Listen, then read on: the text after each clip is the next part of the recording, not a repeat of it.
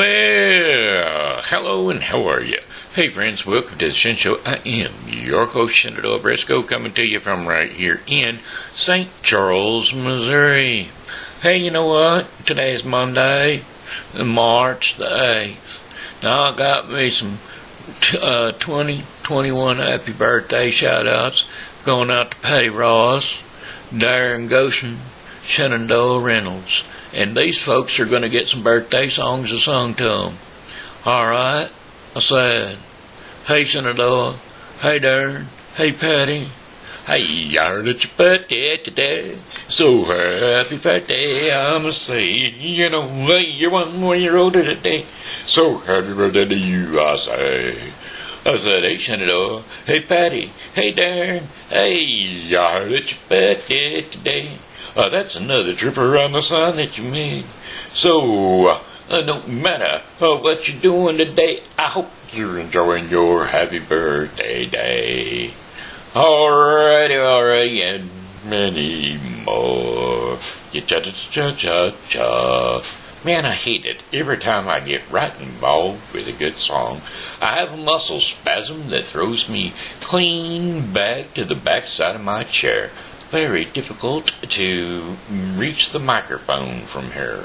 But that's quite alright, 'cause, well, hey, I don't need a microphone. I'm close enough to yell, and the microphone picks it all up, don't you know? How about some Shen Show likes? Those are folks that like or love the Shen Show. Jamie O'Driscoll, Martin Kelly, Leony, Pedraza, Fernandez, Tina Kleeschulte, Ashbrook, and Steve Clary. Also, don't forget Richie, Humarito, and my very special Pokey pal friend, Amanda Sue Little. Alright? Well, alrighty then. Let's jump on over to the weather forecast for the St. Charles viewing area. You know, it's 59 degrees out there right now, but that doesn't mean nothing, because for the remainder of the day, it's partly cloudy this evening. And then it's going to become cloudy after midnight, and low temperatures near 45 degrees Fahrenheit, with winds flowing from the south at 5 to 10 miles per hour.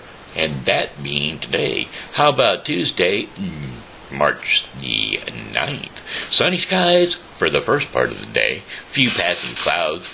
And then highs around 72 degrees Fahrenheit. Winds are going to be south at 10 to 20 miles per hour. And then partly cloudy skies during the evening will give way to fully cloudy skies overnight. Lows are going to be around 56 degrees Fahrenheit. And winds are going to be south at 10 to 20 miles per hour. Wind's not going to let up, let's say that. Okay, how about cloudy skies on on Wednesday, March the 10th? Cloudy skies with slight chances of rain. And then a high temperature of 71 degrees Fahrenheit with winds south at 15 to 25 miles per hour. Cloudy skies early and then scattered thunderstorms developing overnight. Lows are going to be around 62 degrees Fahrenheit and winds are going to be out of the south to southwest at 10 to 20 miles per hour. Chances of rain 50%. And then how's about March the 11th? That's right, scattered thunderstorms in the morning, becoming more widespread in the afternoon.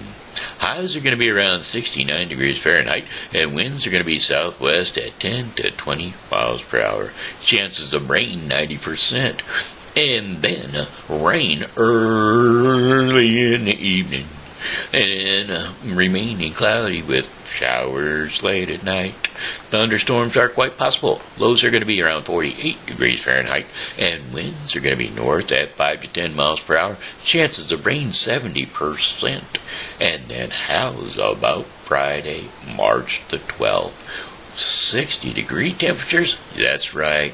Rain is likely. More high temperatures are only going to be around 60 degrees Fahrenheit with winds northeast at 10 to 15 miles per hour. Chances of rain 90%, and rainfall is going to be near a half inch. Rain early and then remaining cloudy with showers later on at night. Lows around 48 degrees Fahrenheit with winds north to northeast at 10 to 20 miles per hour. Chances of rain, 70%. Rainfall, near a quarter of an inch. And then, for your final day of your 5-day forecast, Saturday, March the 13th. Overcast skies, highs around 51 degrees Fahrenheit, winds northeast at 10 to 15 miles per hour. Cloudy with occasional showers late at night, and lows are going to be around 38 degrees Fahrenheit. Winds are going to be east to northeast at 10 to 15 miles per hour, and chances of rain are going to be 40%. So we're going to be dropping back down with those temperatures again. Up and downsy and downsy upsy. That's the way the numbers roll. I had a topic to talk about tonight, but I ain't going to talk about it because, well, it just makes me angry. So I'm not going to talk about it. I don't want my blood pressure to go rising up. Bring up the old blood pressure. Rise that blood pressure up into the skies. Don't want that. Wouldn't be prudent at this juncture. Read my lips. No new taxes. All right. Oh, you know what? I will tell you this one thing, though. It happened to me a long time ago. I was in McDonald's, you see. And I went and got me a Big Mac, and then and fries, and I sat them on my table, and I went to fill up my soda cup over at the fountain. Well, I come back over to the table, and there's this lady sitting there eating my burger and fries. And I'm looking at her, and I'm like, "Excuse me, ma'am." She looks at me as though if she doesn't understand. I said, "Ma'am, you're eating my burger and fries." And she's like, "Oh, no, this is my burger and fries." And I'm like, "No, ma'am, I'm sorry, that's my burger and fries. I just sat it on the table, and I went to get my soda filled up." And she's like, "No, I came over here. This was sitting here for me, and I sat down to eat it." And I said, "Yes, ma'am, but that was mine. I bought that. I set it on the table. And I sat down so I could get more comfortable. And the next thing you know, she reaches under the table and she's yanking on my pants." And I'm like, "Excuse me, what are you doing?" Come to find out, she was pulling my leg, just like I'm pulling yours. Yeah. Oh, okay. Well, you know, hey, what can I say? Okay, it was old, alright? It was an old joke. Hey, my kids can tell you that I'm corny. They know. And they had to grow up with it. It was their dad, and they had to live with it. Boy, I tell you. Some of you guys might think, boy, it must have been fun growing up with your dad, but they'll tell you, no, it weren't fun. Not growing up with me, that's for sure. Anyway, let's see. What else do we got to do here? Oh, we got other things on the agenda. We sure do. So, okay, let's see what is going on in St. Charles, Missouri. That's right. We got just a few more things going.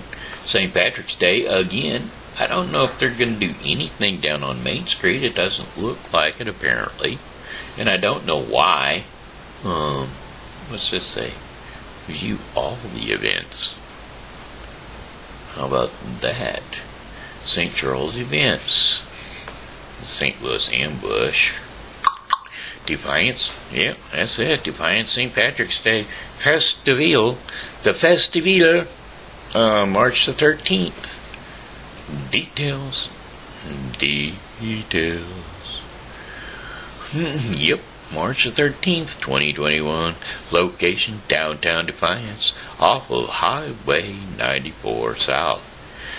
That's right, Defiance, Missouri. Get on down there and enjoy.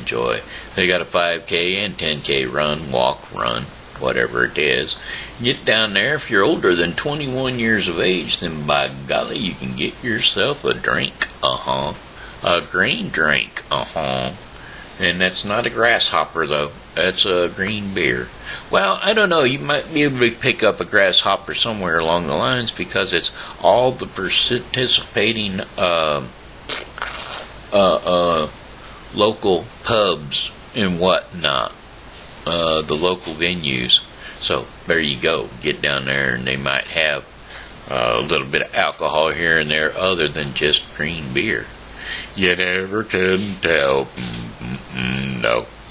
Alright, what else they got going on there, boy, I'll tell you, we're all excited about that. And then they got the pink bridal wedding thing. Again, I was talk about that yesterday at the convention center. I sure did. I talk about these things each and every day because, well, I want folks to come on out to my hometown. My hometown of St. Charles, Missouri, because, well, hey, we have established ourselves. You know, we were the first Missouri state capital. Yes, we were. Back in 1821 to 1826, Missouri was the first state capital, whereas St. Charles, Missouri was the first state capital, I shall say. But then it moved to Jefferson City in 1826. Why they wanted to move all the way out there in the middle of nowhere, I don't know. But that's where they decided to go, and, well, it's up there now. I prefer, myself, I would prefer it not be here. And I'm glad. I'm glad that we were the first part of the state capital. It really enhances our history. But I don't know that I would like to live in an area where it was still the state capital. You know, I don't know.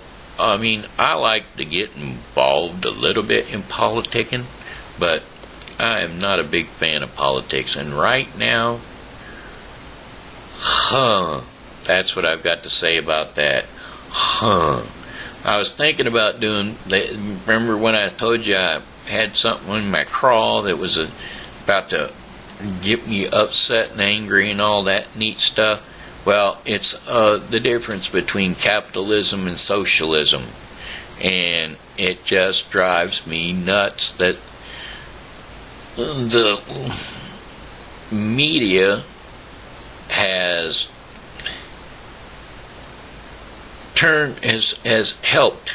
helped turn our country into has helped try to turn our country into a socialist nation.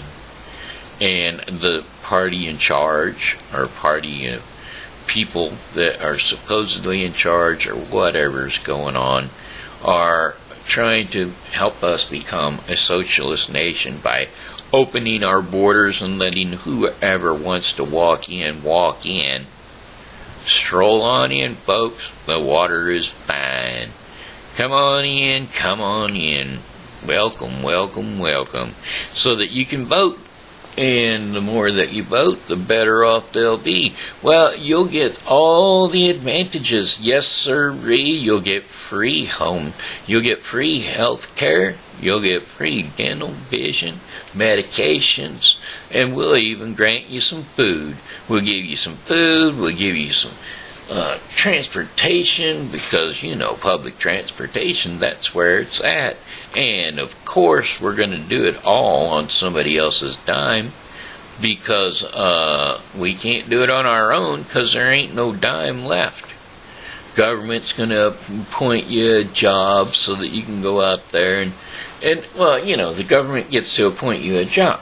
And you get to go and do that job, and whether you like that job or don't like that job, that's your station. You are not allowed to rise above that station. And it doesn't matter, because the government's going to give you everything you need anyway. And so how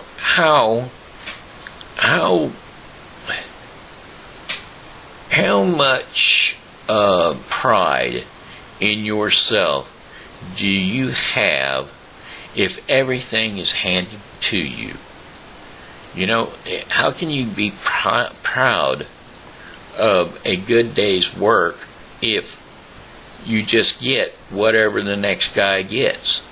I mean, there's somebody over there that is pushing a broom all day long, and they are getting everything that you're getting, and you are working as an automobile mechanic, and you're nearly crushed each and every day because a motor may or may not fall on you, or you're getting your hands all busted up, or whatever. There's another guy out there, poor fella. He's out there picking he's out there picking the corn and cabbages and whatever else, but he's getting the exact same thing as everybody else is getting. So what if he doesn't like picking cabbage? What if he doesn't like that? Well, he gets everything that everybody else is getting, so why shouldn't he like picking cabbage? But what if he doesn't want to pick cabbage? Well, that's too bad. That's his station. He doesn't get to move above his station. Why not? And why should he want to? Why should he want to rise above it? There is no reason to. You're not going to get anything more than the next guy's getting. That's socialism, folks. Nobody gets any better than anybody else, and there ain't no reason to, because you're not making any money. The government's giving you everything you need. You don't need no money. It's just, and who's paying for it? Who is paying for it? There is no wage. You were talking about having a minimum wage being increased minimum wage, but if you get an increased minimum wage, what does that mean? That doesn't mean anything. That means the government, and so the government's taking care of you. So why do you need money? I mean, I know people that sit at home and make more money than a lot of people that are working their hind end off. I mean, I probably sit at home and get just as much money as the average restaurant worker. And that's not that I'm enjoying this. I mean, I would prefer to be out of this wheelchair and working every day. But under my circumstances, I'm stuck. And yes, I am living off the government. I'm a bum. Yep, that's right. I'm a bum. I'm bumming off the government. Your tax dollars are paying for me to sit here in this chair in front of you talking to you right now. I'm sorry to say it. I hate it. I don't like it. I don't like being here. And I like doing what I'm doing as far as talking to you and being able to talk to you. But I don't like the fact that somebody else is paying my way. I worked for about 18 years, I guess, is about as long as I got a chance to work. 29. When I was 29 years old, I had an automobile accident, and it put me in a wheelchair. All right? On my way home from work, it was just a random thing. Way home from work one morning, I worked nights, so on my way home from work one morning, I had an automobile accident, hit some slick pavement on the ice, slid around a corner, and done a 360 and slammed broadside into the front of a truck, and it threw me out of the car, and I broke my neck, and that's how I ended up in the wheelchair. Now, it's not the most pleasant. I've got pictures online, as a matter of fact. They're on my Facebook page, if you care to look at them. They're there. Help yourself. Be more than happy to share them with you if Facebook will let people see them, because they are grim. But anyway, either way, I ended up in a wheelchair. So I've been in a wheelchair for, 24 years now. And I've been living off the government ever since that point in time, in more ways than one. My house is partially covered. I get food stamps, not a lot, but I get some food stamps, and I get my Social Security check, which is whatever it's called, disability check, and that's what I live on. And it's not much at all, as a matter of fact. But it gets me by. And my thing is, the average restaurant worker has to get by on what I get by on, and it's very, very difficult for them to do. And especially if they've got a kid or something of that nature and trying to raise a kid too. But if you increase the minimum wage, which just increased the food, or you cut the pipelines, the gas, the natural gas, and all the other fossil fuels, if you stop that, if you stop your fossil fuels, what is going to get your food to the grocery store? It doesn't just magically appear there. The diesel truck that's going down the highway to bring that big old trailer that is bringing your food to the grocery store, well, he's got to run on something, and it's generally called diesel fuel. And right now, at $4 a gallon in the state of Missouri,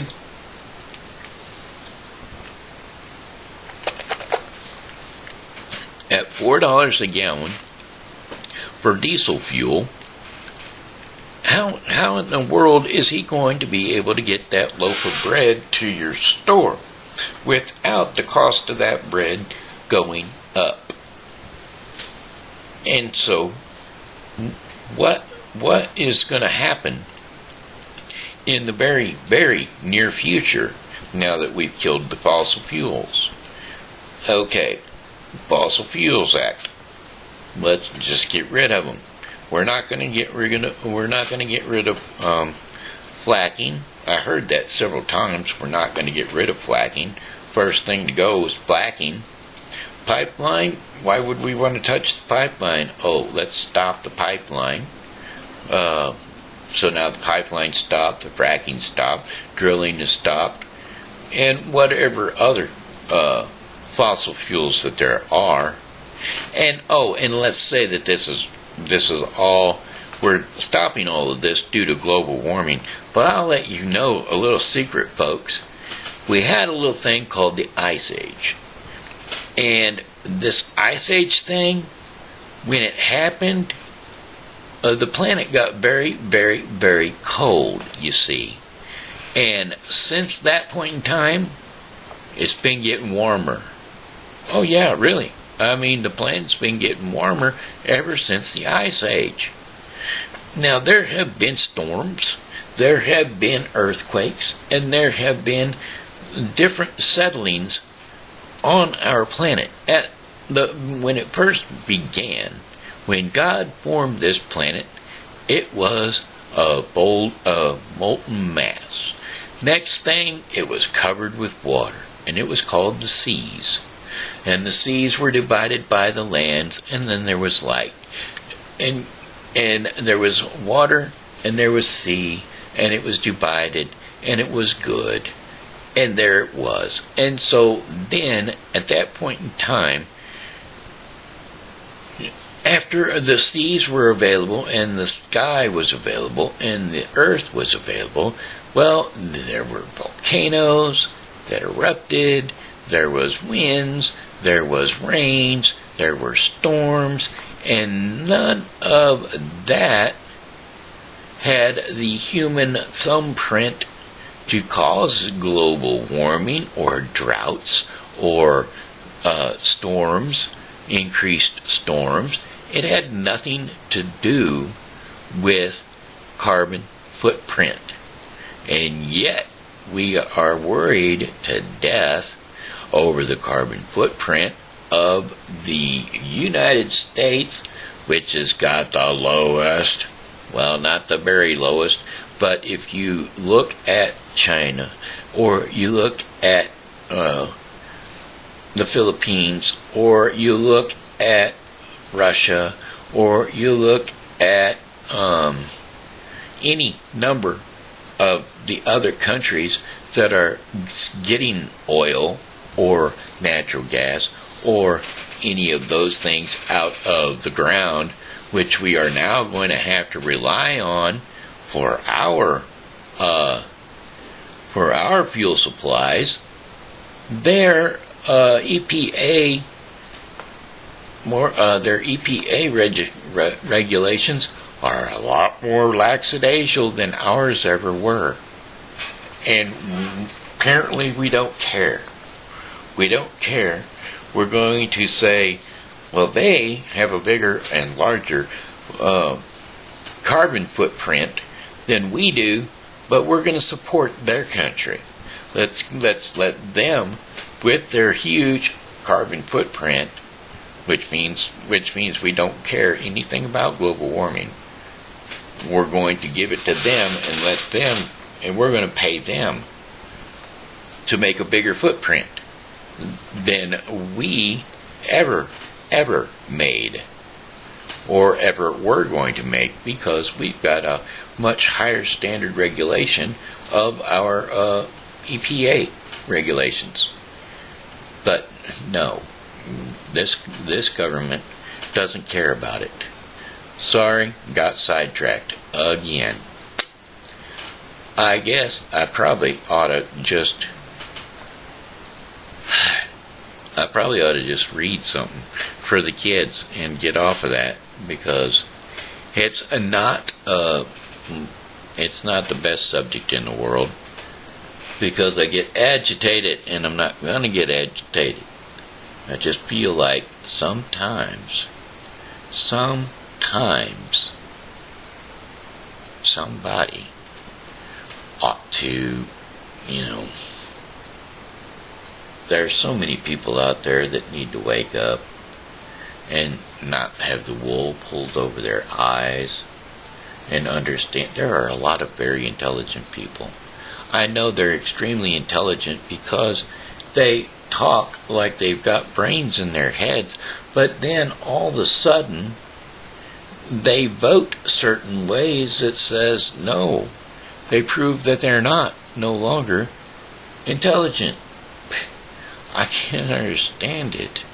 I just can't understand it. They seemingly intelligent, but then they let the media just pull the wool right over their eyes. They can't see what's going on. It's like Chicken Little. You remember Chicken Little story? Well, let's do that one. The story of Chicken Little. There we go. Chicken Little fable. Fable of Chicken Little. I don't want it on video. I want to read it. I want to read the story of Chicken Little. Chicken Little, Henry Penn. Chicken Little downloads. I don't want to download it. Images for the story of Chicken Little. I want to just read Chicken Little bedtime stories. Let's try that. Chicken Little is a little chicken who always had a solution for everything. One day, Chicken Little was plucking his little head down and around under a big maple tree. Well, all of a sudden, something had knocked loose an acorn, and the acorn fell from the tree and hit Chicken Little on the head. Well, Chicken Little went berserk, and he went running around, screaming, "The sky is falling! The sky is falling! Oh my goodness, the sky is falling!" Well, Chicken Little, on his way, decided that he was going to tell the people in charge all about this horrible thing that the sky was falling. Well, Chicken Little ran on over on their way and ran into a big goose named Goosey Lucy. Chicken Little told Goosey Lucy all about the fact that the sky was falling. Well, Goosey Lucy, not knowing any better, just took Chicken Little for little chicken's word, and so the both of them went running around in paranoia and panic and screaming, "The sky is falling! The sky is falling!" because they had not figured out what was going on.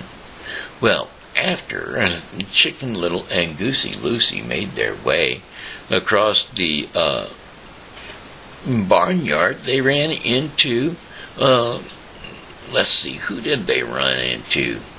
Cockle-lady-doo, cockle-lady-doo. Well, cockle-lady-doo, cock-a-doodle-doo.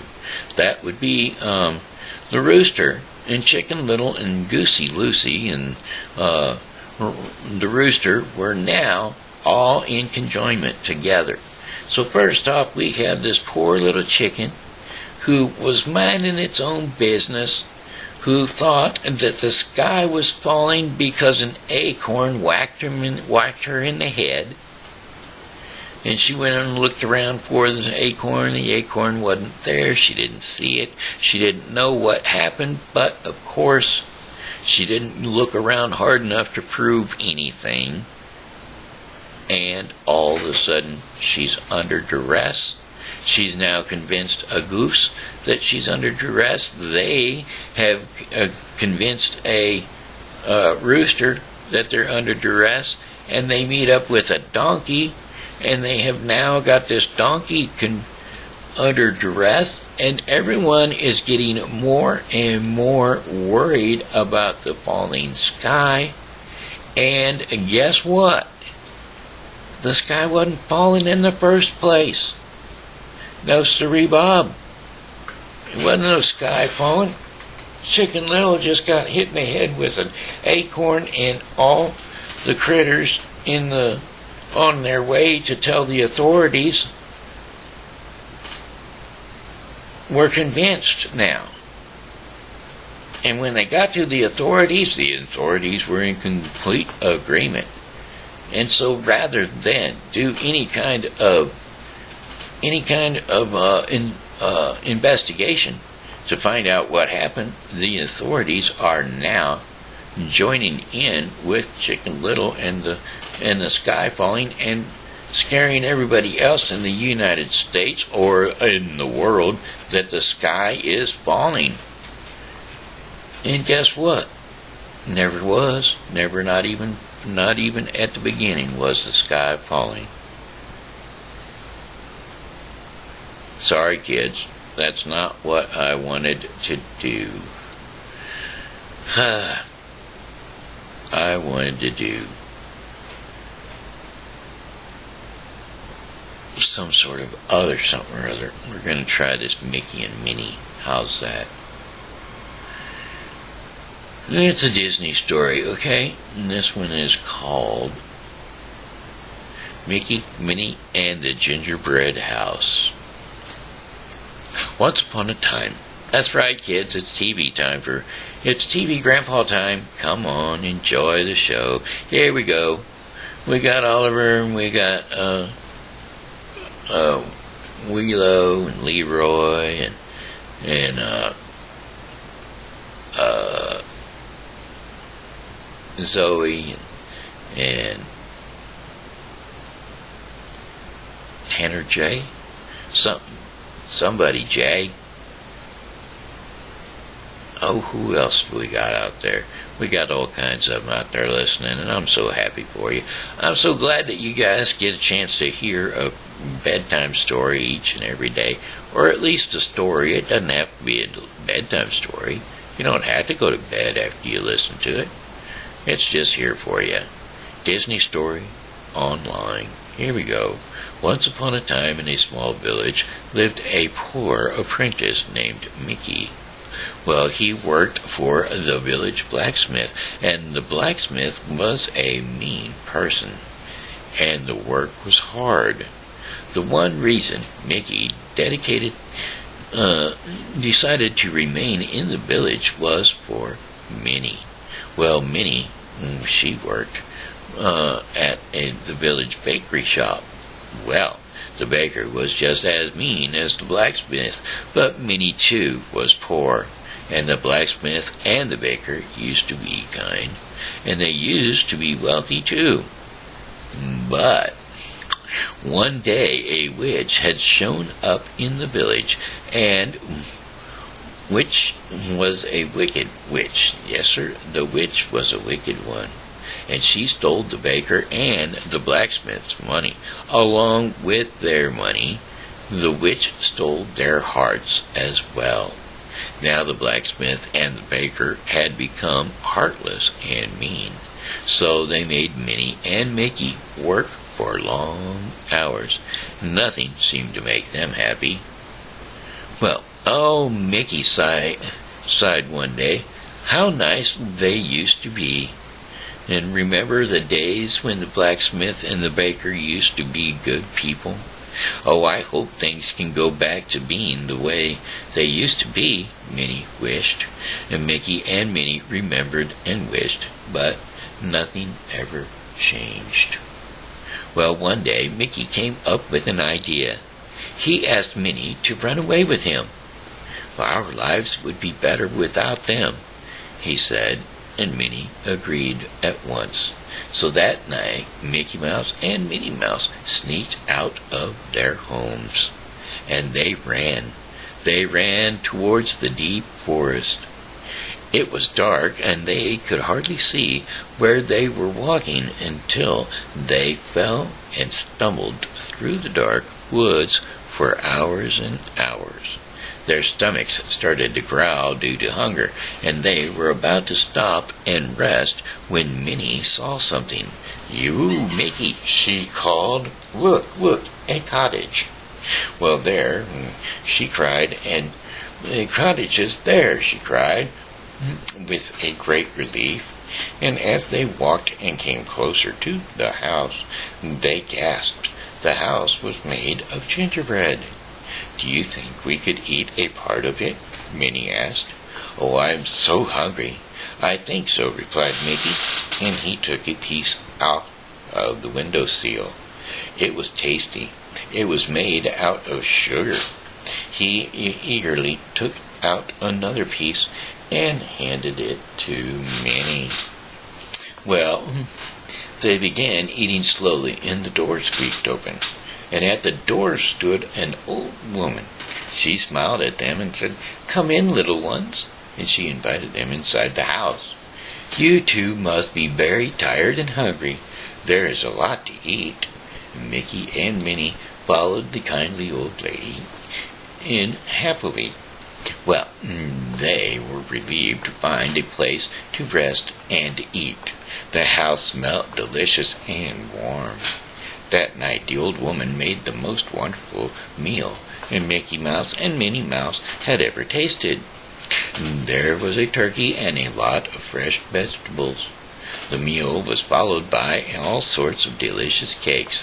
"This is the best meal," they cried happily. The kindly old woman let them eat until their stomachs were full. The enormous meal made the both of them extremely happy, and their eyelids started getting droopy. The old lady noticed this and said, "You two must be sleepy.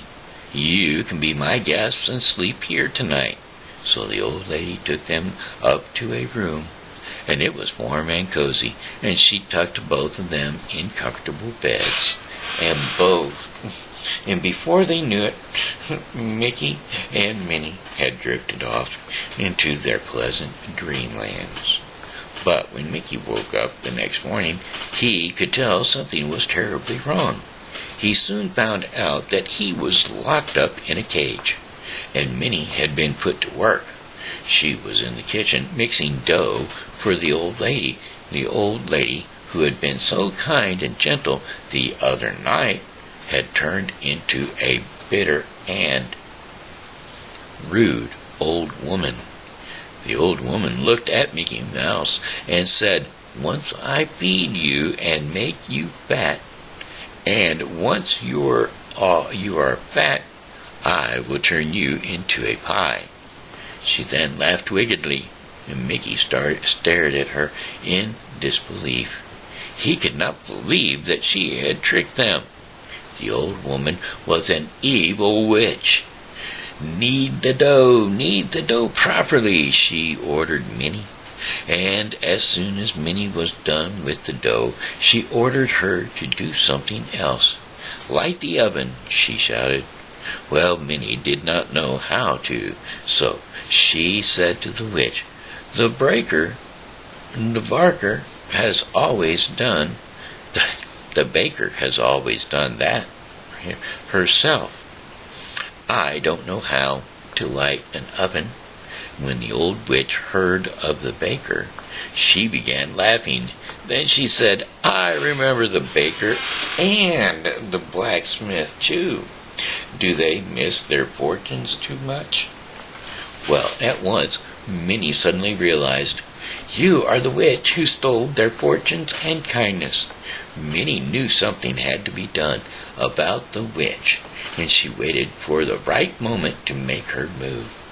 When Minnie saw that the old woman's back was turned towards her, she pushed the witch, and the witch fell down the cold oven, and Minnie slammed the oven shut. Minnie quickly unlocked Mickey's cage and set him free. "We can run away now," Mickey told Minnie. But before they ran out of the house, they shoved a table against the oven door. The witch was securely trapped now. They decided to go into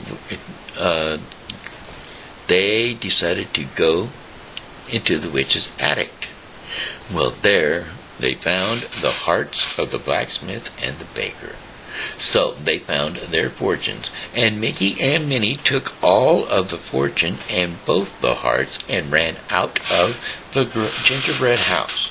They hurried back home once, and they reached the village. And once they had reached the village, they returned all the wealth to their owners as well as their hearts.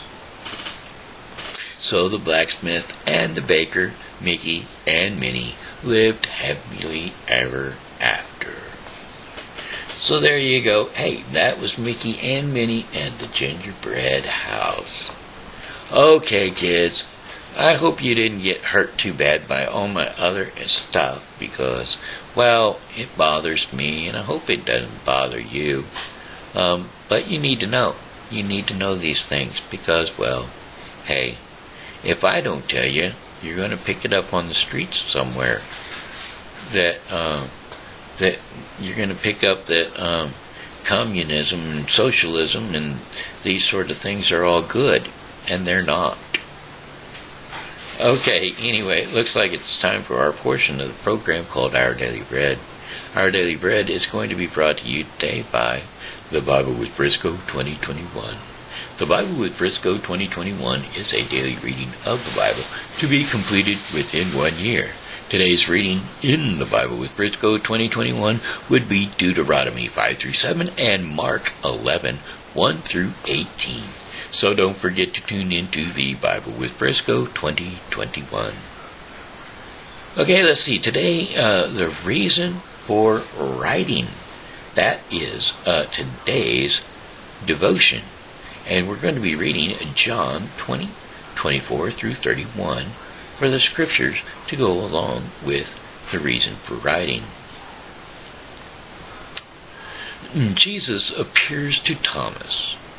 Now Thomas, known as Didymus, one of the 12, was not with the disciples when Jesus came. So the other disciples told him, "We have seen the Lord." But he said to them, "Unless I see the nails marks in his hands, and put my fingers where the nails were, and put my hand into his side, I will not believe." A week later, his disciples were all in the house again, and Thomas was with them. Through the doors, though the doors were locked, Jesus came and stood among them and said, Peace be with you." Then he said to Thomas, "Put your fingers here and see my hands. Reach out your hand and put it into my side. Stop doubting and believe." Thomas said to him, "My Lord and my God." Then Jesus told him, "Because you have seen me, you have believed. But blessed are those who have not seen and yet have believed." The purpose of John's Gospel, Jesus performed Jesus performed many other signs in the presence of his disciples, which are not recorded in this book, but these are written, and that you may believe that Jesus is the Messiah, the Son of God, and that by believing you may have life in his name. So there you have it. It's written down so that you can read it, and so that you can hear it, and so that you can believe it. That's the reason for writing. Okie doke, that was the Daily Bread portion of the program, which was brought to you today by the Bible with Briscoe 2021. Yes, the Bible with Briscoe 2021 is a daily reading of the Bible to be completed within 1 year. So don't forget to get your daily reading of the Bible by tuning into the Bible with Briscoe 2021. All right, my friends, hey, that looks like the end of the Shen Show. I've got one more song for you, and it goes, goodbye, my friends, it's time to go. I said goodbye, my friends, it's time to go. I hate to leave you, but I really must go. So goodbye, my friends, goodbye. This here has been Shenandoah Briscoe saying hello, and how are you?